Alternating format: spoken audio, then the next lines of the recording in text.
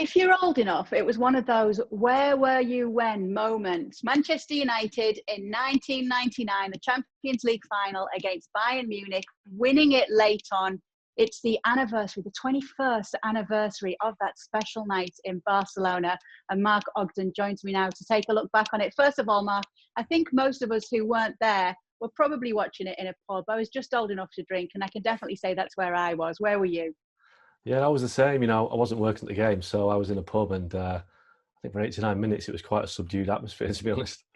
It certainly was, because it wasn't the best game, was it? Obviously, everybody remembers how it ended, but throughout, obviously, Bayern Munich scored early on in this one, and it did look as though it was going to be their night. Yeah, they scored, I think Mario Basler scored early, and I'm pretty sure they hit the bar as well. I think Karsten Janker might have hit the bar. So, yeah, it was one of those nights where everyone thought that this was going to be United's destiny and that they were going to win Fergie's first European Cup. But for the majority of the game, it just looked like it was just going to go the way of the Germans again. Can you remember much about the build-up? Because obviously all the talk was about there being no Roy Keane and Paul Scholes, both of them suspended for this one. Was that a genuine concern at the time for the final? Yeah, I think so. Obviously, it was a kind of a 2-week build-up. They had to win the Premier League on the last day of the season, and they did that, and then they won the FA Cup quite easily against Newcastle at Wembley. And then, obviously, the big part was the treble.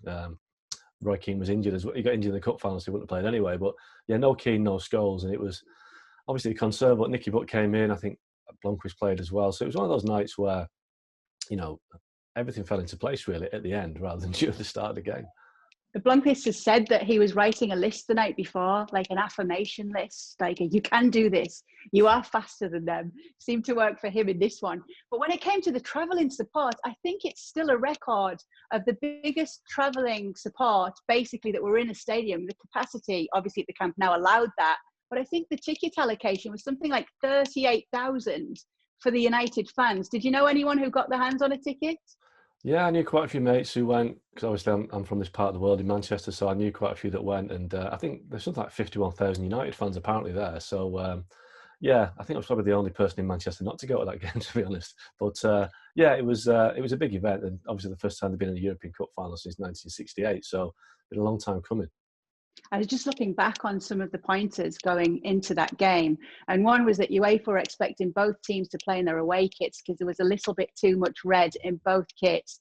Manchester United and Bayern Munich agreed that at least one of them should wear their home kits, and United won the coin toss.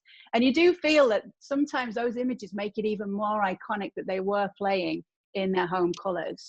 Yeah, it's a good point that I do think it matters when you see a team in their away kit and you finally think, not too sure. I mean, Liverpool, obviously, they've always seemed to win it in their red kit. And I think there are times when you see a team in their home kit and it does kind of maybe intimidate the opposition a little bit more. Some of the away kits are a bit more kind of fun these days, like purple kits and orange kits. And I don't think it has the same kind of resonance as when you see, Real Madrid in the white kit or Man United or Liverpool in the red kit or Barca in their kit. I do think that it matters. So maybe it was a slight psychological advantage in United's favour because obviously I think Bayern played in grey and obviously that teams in grey don't tend to do very well.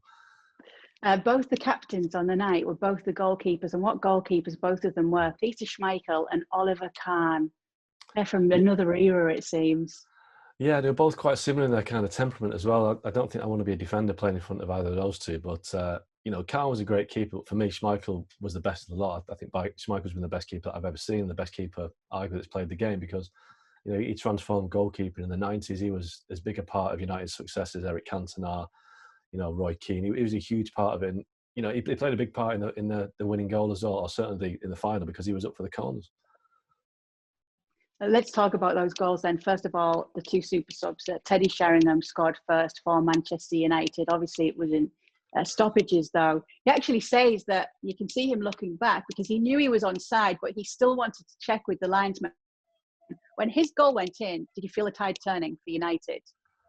Yeah, obviously at the time you think, oh, well, they've got it into extra time now and, the Germans are on the leg. So you felt that it was one of those weird seasons. United scored a lot of late goals and they seemed to have fate on their side. The FA Cup semi-final against Arsenal, they had a last-minute penalty save from Dennis Bergkamp. The FA Cup against Liverpool was another Solskjaer last-minute goal. They seemed to have it in them to score late. And, I think Giggs on the edge of the box tried to hook it in and Sheringham shinned it really, but it went in. And, from that point on, it felt like it was going to go United's way. But I don't think anybody expected it to go United's way so quickly within like 2 or 3 minutes. I think Solskjaer even said about, obviously, his late winner that 99 times out of 100, that wouldn't have gone in. It would have either come off the defender on the line or Oliver Kahn would have caught it. But he said on this occasion, it all went in his favour. Yeah, I think it was on the Beckham corner, wasn't it? And I think we Schmeichel up for that one. I'm not sure. It was setting up for the first corner. Yeah, header at the near post, and Solskjaer sticks his leg out, and it goes into the roof of the net. And you know, that goal has probably got in the Man United job because it made him a legend on the spot. And you know, from that point on, Solskjaer was as an iconic figure at United, and he still is, you know, in many ways. But that goal was one of the most famous goals in the club's history. But I remember the way he slid his celebration and everyone kind of piled on him. But I then remember how the Bayern Munich players reacted. It was just, you know, Sami Kufur, the defender, was crying in the line. He was punching the goal line, and players were lying all over the place. And the whistle went pretty much straight away. And you had Phil Neville and Gary Neville skipping around, Bayern players all over the floor, just desolate. So, and Lothar Matthäus obviously was on the bench, just looking like, what's just happened, you know? But it was a mad ending. It really was. And the viewing figures alone, when you look at the UK, I think it was something like 20 million. It was crazy figures that you wouldn't see these days just because of how media's changed. And it just seems that so many are watching. Obviously, you and I both watching in the respective pubs that we decided to watch in. Is it the greatest night in Manchester United's history?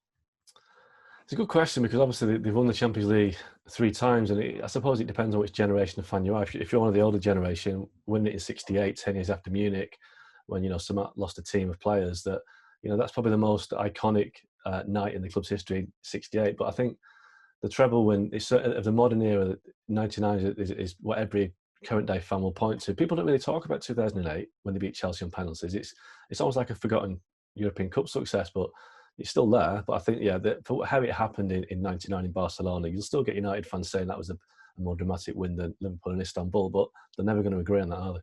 Well, that's what I was going to ask you next, which is the best way to win it, do you think? Winning it late in the way that United did, or turning it around in the second half in the way that Liverpool did?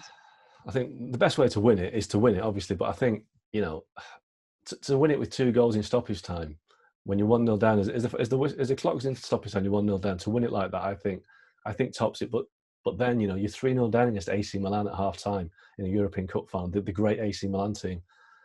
That was climbing a real mountain, wasn't it? So it's really, really hard to separate the two. They were both, you know, if my team was involved, I'd happily take either way to win it. But I think I'll say that United was the best way because, you know, because it was. Well, that's a debate in itself, isn't it? We could probably do a whole other piece on that. But 21 years ago today, Manchester United capping off a historic treble. And by the way, Mason Greenwood wasn't even born. Thanks so much for watching ESPN on YouTube. And for more sports highlights and analysis, be sure to download the ESPN app. And for premium content and live streaming, subscribe to ESPN Plus.